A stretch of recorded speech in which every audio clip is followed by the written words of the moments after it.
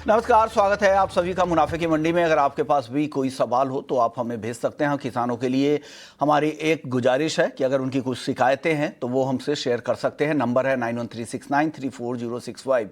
देश भर के किसानों से हम लगातार वीडियो उनके मैसेजेस के जरिए मंगवा रहे हैं कि उनकी शिकायतें क्या हैं, उनकी दिक्कतें क्या है, और हम उन्हें एक प्लेटफॉर्म दे रहे हैं ताकि किसान की आवाज़ को देश की आवाज़ बनाया जाए। अब हर खेत की कहानी हम कोशिश कर रहे हैं कि देश को दिखाएं कि किस परेशानियों के साथ हमारे किसान भाई जूझ रहे हैं। आप अपना वीडियो बनाएं, हमारे नंबर 9136934065 पे उस वीडियो को भेजें। अगर वीडियो नहीं बना पा रहे हैं तो आप फोटो खींचकर या फिर मैसेज लिखकर भी हमें अपना संदेश भेज सकते हैं, अपनी शिकायत भेज सकते हैं। हम कोशिश करेंगे आपकी आवाज़ सरकार तक पहुंचे और लोकल अथॉरिटी को हम आगाह करेंगे और आपकी दिक्कतों को वो दूर करने की कोशिश करेंगे। चलिए वायदा बाजार की ओर बढ़ते। वायदा बाजार की चाल अगर आज देखें तो चांदी आज काफ़ी तेज है, 1,14,300 के ऊपर है। MCX का सबसे मजबूत काउंटर वही है। गोल्ड की चाल देखें, शुरुआती तेजी बनी हुई है, 1,01,400 रुपए के ऊपर गोल्ड भी ट्रेड कर रहा है। नेचुरल गैस, जिंक, ये यहां पर भी आधे परसेंट के आसपास की तेजी दिख रही है। लेकिन आपको करना क्या है, यही हम बताने की कोशिश करेंगे। मैं हूं विश्वमोहन और हमारे साथ 3 मेहमान हैं जो आज आपकी मदद करेंगे। मनोज जैन है पृथ्वी फिनमार्ट से, प्रथमेश माल्या है एंजल वन से, और कुणाल शाह हैं निर्मल बंग से। अब तीनों मेहमानों का बहुत बहुत शुक्रिया। सबसे पहले मनोज जी, चांदी से शुरुआत करते हैं। 1,14,300 रुपए के ऊपर चांदी है और कितनी तेजी बची हुई है, क्या लग रहा है? हफ्ते भर का आउटलुक बता दीजिए और आज के लिए बता दीजिए। नमस्कार विश्वमोहन जी, बिल्कुल एक पॉजिटिव मोमेंटम बना हुआ है। हमने यहाँ पे मंगलवार को भी जब आपके साथ शो में चर्चा की थी तो 1,15,000 तक के स्तर की हम उस समय यहाँ पे एक आशा रख रहे थे, लेकिन जिस तरह से यूएस टैरिफ को लेकर के अनसर्टेनिटी बनी है तो उसके चलते यहाँ पे प्रेशियस मेटल्स में एक बार फिर जो है मजबूती देखने को मिल रही है। तो हमारा मानना है कि चांदी में यह मोमेंटम कंटिन्यू होना चाहिए। इंटरनेशनल मार्केट में कीमतें एक बार 38.80 से $39 तक के स्तर को फिर से टेस्ट कर सकती है। उस लिहाज से भारतीय बाजारों में हमारा मानना है कि 1,17,000 तक के स्तर जो है सप्ताह भर में यहाँ पे देखने को मिल सकते हैं। इंट्राडे की अगर मैं बात करूं तो यहाँ भी मोमेंटम पॉजिटिव ही दिखता है। अगर थोड़े भी डिप्स आते हैं कहीं भी 1,13,600-700 की रेंज में, तो वहां वापस से बाय करके चलना चाहिए 1,12,500 के स्टॉप लॉस से, और टारगेट जो है इंट्राडे के लिए 1,15,500 तक के रहेंगे। इंट्राडे के लिए 1,15,500 और पोजिशनली एक हफ्ते के लिए 1,17,000 के पार भी चांदी निकल सकती है। गोल्ड की बात करते हैं। गोल्ड में भी अच्छी तेजी है, रिकॉर्ड के करीबी भाव है। यहां पर क्या करना चाहिए मनोज जी गोल्ड में? गोल्ड में बिल्कुल हम देख रहे हैं कि भारतीय बाजारों में कीमतें ऑल टाइम हाई के ऊपर बनी हुई है। वहीं इंटरनेशनल मार्केट में अगर हम देखें तो कीमतें अपने जो रेजिस्टेंस है $3454 उसके अभी नीचे कारोबार कर रही है। तो अगर यहाँ फ्रेश ब्रेकआउट आता है $3454 के ऊपर, तो वहां पे फिर एक जो रैली है वो टुवर्ड्स 3480 3500 तक देखने को मिलेगी। शॉर्ट सेल कतई ना करें, बाय ऑन डिप्स की ही रणनीति रखें। 1,02,200 तक एक बार यहाँ पे कीमतें भारतीय बाजारों में 1 से 2 दिन में टेस्ट हो सकती है विश्व मोहन जी। तो ये शॉर्ट की सलाह नहीं है यहाँ पर, क्योंकि भाव अभी काफ़ी ट्रेंड काफ़ी मजबूत है, क्योंकि जिस तरह के फंडामेंटल्स है, अमेरिका की जो टैरिफ है उससे दुनिया भर में एक ट्रेड वॉर वापस से बढ़ने की आशंकाएं बढ़ गई है। ट्रंप ने इंपोर्टेड चिप्स पर 100% टैरिफ लगा दिया है। भारत से होने वाले इंपोर्ट पर 25% का एडिशनल टैरिफ भी लगा दिया, यानी कुल अब 50% टैरिफ लग गए हैं। और हाल के यूएस के जो भी इकोनॉमिक नंबर थे वो भी कमजोर थे। लेबर मार्केट में सुस्ती के संकेत है, जिससे लग रहा है कि सितंबर में ब्याज दरों में कटौती हो सकती है। तो ये सारे जो फैक्टर्स है वो गोल्ड के फेवर में है। प्रथमेश जी, आप बताइए, सोने और चांदी में आपकी राय क्या है? दोनों ही काउंटर में मेरे ख्याल से बाय की सलाह है। मेरे ख्याल से गोल्ड का अक्टूबर वायदा जो है वो 1,01,250 के करीब बाय करे, 1,01,100 का स्टॉप, और ऊपर में टारगेट 1,01,550 का टारगेट। सिमिलरली सिल्वर में नीचे वाला जो जोन है वो 1,13,800 के करीब बाय करे। सितंबर कॉन्ट्रैक्ट की बात कर रहा हूं मैं, ये 1,13,400 का स्टॉप रहेगा, ऊपर में टारगेट 1,14,800 के रहेंगे। दोनों ही काउंटर में बाय की सलाह रहेगी। दोनों ही काउंटर में आपकी भी सलाह है कि खरीद कर ही जाए। कच्चे तेल की बात कर लेते हैं। लगातार 5 सत्रों तक गिरावट कच्चे तेल में। आज इंटरनेशनल मार्केट में पौंड से 1% की तेजी है, लेकिन घरेलू बाजार में आज भी आधे % तक की गिरावट दिख रही है, 5,700 रुपए के नीचे। प्रथमेश जी, कच्चे तेल में क्या रणनीति है? ऑप्शंस में भी कुछ मौके दिख रहे हैं क्या आपको? मेरे ख्याल से क्रूड जो है फिलहाल स्टक है। ऊपर वाला जोन जो है वो 6000 के लिए है, नीचे वाला 5600 के करीब है। फिलहाल ये 5700 के आसपास, अगर 750 720 के आसपास अगर ये ट्रेड हो रहा है तो इसको उछाल में बेचने की सलाह रहेगी। 5800 का स्टॉप रहेगा, नीचे में टारगेट 5520 के लिए रहेगी। ओके, आपकी सलाह क्या है क्रूड पर, मनोज जी? क्रूड में हमने देखा विश्व मोहन जी की कल इसने अपना जो सपोर्ट्स लेवल है 5745 का भारतीय बाजारों में उसको ब्रेक किया था और कीमतें अब उस लेवल के नीचे ही सस्टेन हो रही है। तो मेरा मानना है कि यहाँ पे अभी बाइंग अवॉइड करना चाहिए जब तक कीमतें 5745 के स्तर को क्रॉस नहीं करे। नीचे में हमारा मानना है कि 5630 5600 वो लेवल यहाँ पे अगले 1 से 2 दिन में टेस्ट हो सकते हैं। तो वर्तमान लेवल पे एक बार बाइंग जो है वो अवॉइड करने की सलाह रहेगी। वर्तमान लेवल में यहाँ पे बाइंग करने की सलाह नहीं है मनोज जी की तरफ से। नेचुरल गैस की चाल देखते हैं। यहाँ पर आज आधे % की तेजी है, 272 रुपए के करीब। मनोज जी, एनजी में क्या करना चाहिए आज?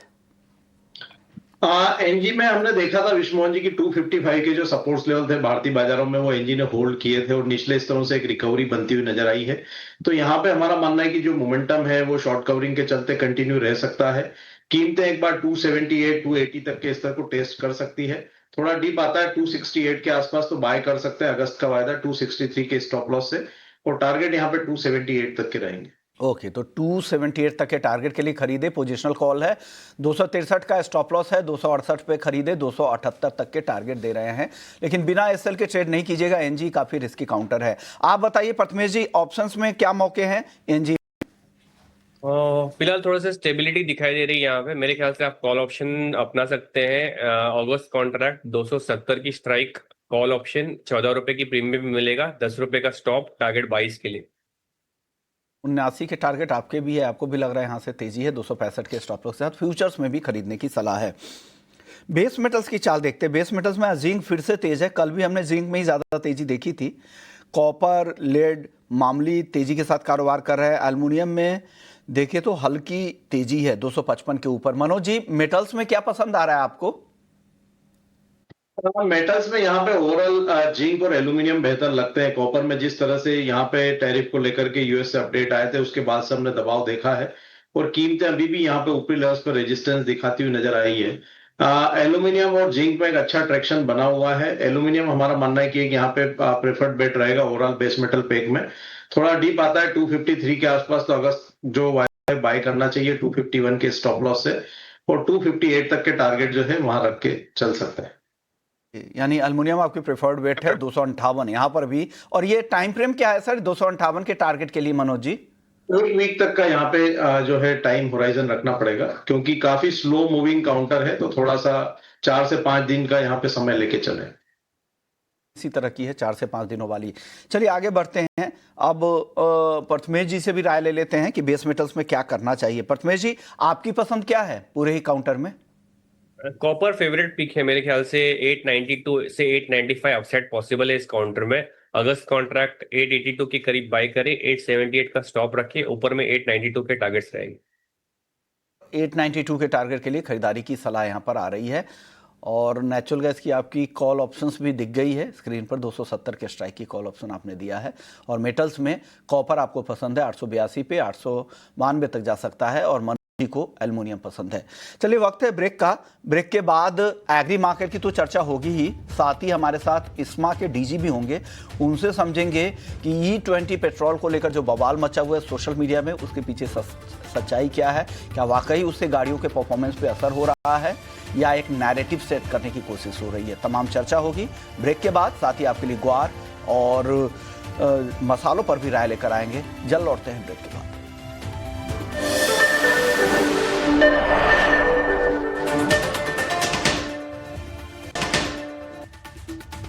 ब्रेक के बाद आपका स्वागत आप देख रहे हैं मुनाफे की मंडी। हमने नॉन एग्री मार्केट की बात कर ली है, अब एग्री मार्केट की चाल देख लेते हैं। एग्री मार्केट में जीरे में शुरुआती सुस्ती के बाद थोड़ी बहुत खरीदारी दिख रही है। 19,000 के करीब अब जीरा आ चुका है। वायदा में भाव 18,990 रुपए पे है जीरा का अगस्त वायदा, जिसकी 20 अगस्त को एक्सपायरी है। मनोज जी बताइए, जीरे में क्या करना चाहिए सर अब यहाँ से? एक दायरे का ही कारोबार दिख रहा है ओवरऑल। अगर स्पाइस कॉम्प्लेक्स की हम बात करें विश मोहन जी, तो जीरे में भी हमारा मानना है कि जो अगस्त का वायदा है वहां पे 18,600 से 19,200 का एक रेंज बना हुआ है। तो जब तक कोई यहाँ पे फ्रेश ट्रिगर नहीं आता डिमांड को लेकर के, हमारा मानना है कि ये दायरा बना रह सकता है। जीरे के बाद हल्दी में आज दबाव है, 13,260 के आसपास है। 13,300 अहम सपोर्ट भी माना जा रहा था। मनोज जी, यहां से रिकवरी की उम्मीद है क्या हल्दी में? मेरा मानना है कि यहाँ पे हल्दी में जो अगस्त का कॉन्ट्रैक्ट है, जब तक 13,650 के नीचे है, लॉन्ग की पोजीशन में मुनाफा वसूली करते हुए चले। 13,600 के ऊपर अगर 650 के ऊपर अगर यहाँ सस्टेनेबल ब्रेकआउट होता है तो ही लॉन्ग में जो है पोजीशन को कंटिन्यू रखना चाहिए, नहीं तो एक बार यहाँ पे मुनाफा वसूली करके चलें। यहाँ भी जो रेंज है वो 12,700 से 13,650 की बनी हुई है। अब बात करते हैं धनिया की। धनिया 7,800 के नीचे आ चुका है, आधे % के आसपास की गिरावट है। मनोज जी, इस गिरावट पे खरीदे या और इंतजार करना चाहिए, और गिर सकता है धनिया का वायदा? धनिया में एक अच्छा पॉजिटिव मोमेंटम बना हुआ है और हम देख रहे हैं कि 7,800 के आसपास ये काउंटर काफी समय से कंसोलिडेट हो रहा है। अगर थोड़ा डीप आता है कहीं भी 7,700 7,650 की रेंज में, तो वहां पे फ्रेश जो है एडिशन इसमें किया जा सकता है। 7,450 के स्टॉप लॉस से पोजिशनल जो टारगेट है वो 8,050 तक के धनिया में रखना चाहिए। ओके, तो धनिया, हल्दी और जीरे पे बात हो गई है। बात अब कर लेते हैं ग्वार सीड ग्वारगम में, जहां पर आज काफ़ी सुस्ती दिख रही है। नए सीजन के अराइवल्स के समय भी अब नज़दीक आ रहा है, सितंबर के बाद वो भी शुरू हो जाएगा। तो ग्वार सीड ग्वारगम काफ़ी सुस्ती है। मनोज जी, ओवरऑल आउटलुक क्या है आपका ग्वार का? ग्वार सीड और ग्वारगम भी काफी समय से हम देख रहे हैं कि दायरे में ही है विश्वमोहन जी। और जो ग्वार सीड का रेंज है वो अभी भी यहाँ पे 5,080 से 5,400 का बना हुआ है। ग्वारगम का भी हम देख रहे हैं कि 9,400 से 10,100 का जो रेंज है वो यहाँ काफी समय से बना हुआ है। तो यहाँ पे अगर लोअर रेंज के आसपास कीमतें आती है तो वहीं बाय करना चाहिए। थोड़ा और डीप अगर आए यहाँ पे 5,100 के आसपास ग्वार सीड में और 9,500 9,600 की रेंज में ग्वारगम में, तो वहां फिर एक बार बाय किया जा सकता है। वर्तमान लेवल पे यहाँ पे बाइंग जो है वो रिस्क रिवॉर्ड के लिहाज से फेवरेबल नहीं दिखती। तो अभी रिस्क रिवॉर्ड के हिसाब से फेवरेबल आपको नहीं लग रहा है। कैस्टर की बात करते हैं सर। कैस्टर की एक कल रिपोर्ट भी आई थी जिसमें कहा जा रहा है कि गुजरात में इस बार बुआई काफ़ी ज़्यादा है। जीरे की बजाय इस बार कैस्टर की खेती हो रही है। कैस्टर की खेती लंबी होती है, तो रबी सीजन में कहा जा रहा है कि जीरे की खेती गुजरात में कम हो सकती है। इस बार जो बुआई के नंबर है 15 से 18% तक अब तक ज़्यादा है और आगे और भी बढ़ने की संभावना है। क्या लग रहा है सर, कैस्टर पर दबाव इसका बन सकता है या कैस्टर ऑयल की डिमांड काफ़ी अच्छी है, उससे सपोर्ट मिलता रहेगा कैस्टर को? मनोज जी, यहाँ पे डिमांड काफी अच्छी है तो उसकी वजह से हम देख रहे हैं कमोडिटी में सपोर्ट्स बने हुए हैं। अभी नई क्रॉप को आने में भी टाइम लगेगा, तब तक कीमतें यहाँ पे स्टेबिलिटी दिखा सकती है। और कैस्टर सीड पे हम देख रहे हैं कि जो सितंबर का वायदा है वो 6,600 के स्तर को होल्ड कर रहा है काफी समय से। तो यहाँ पे डीप में बाय की रणनीति रख सकते हैं। जो सितंबर का वायदा है 6,660 के आसपास आए तो बाय करें, 6,615 का स्टॉप लॉस रखें और 6,750 तक के जो टारगेट है वो 1 से 2 दिन के लिए रखना चाहिए। कि तो ये सलाह है आपकी तरफ से कैस्टर को लेकर। कॉटन सीड ऑयल केक, इस काउंटर को अगर आज आप देखें तो यहाँ पर फिर से तेजी बनी है, 3,260 के ऊपर है cotton seed oil cake. Manoj ji, यहाँ क्या करना चाहिए? यहाँ पे भी जो रेंज है, अगर मैं अगस्त कॉन्ट्रैक्ट की बात करूं तो 3,200 से 3,330 की एक रेंज बनी हुई है। डिप अगर आते हैं 3,240 के आसपास अगस्त कॉन्ट्रैक्ट में, या अगर सितंबर की बात करूं तो 3,330 के आसपास सितंबर का कॉन्ट्रैक्ट जो बाय करना चाहिए 3,285 के स्टॉप लॉस से। और सितंबर कॉन्ट्रैक्ट में टारगेट जो है 3,450 तक के रखे जा सकते हैं।